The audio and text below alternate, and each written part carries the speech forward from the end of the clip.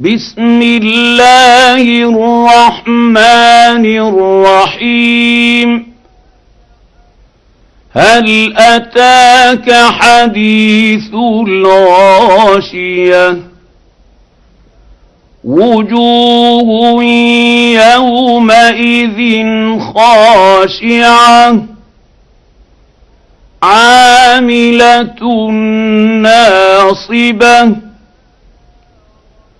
تصلى نارا حامية تسقى من عين آنية ليس لهم طعام إلا من ضريع لا يسمن ولا يغني من جوع.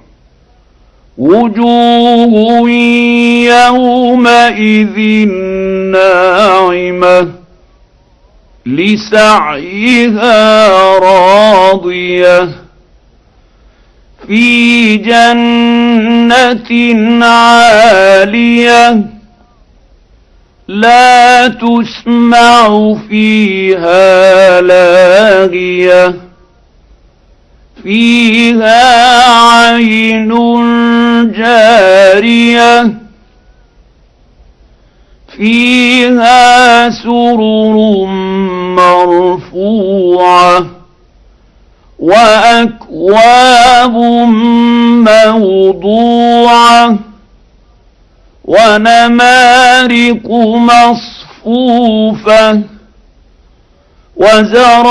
وزرابي مبثوثة أفلا ينظرون إلى الإبل كيف خلقت وإلى السماء كيف رفعت وإلى الجبال كيف نصبت وإلى الأرض كيف سطحت فذكر إنما أنت مذكر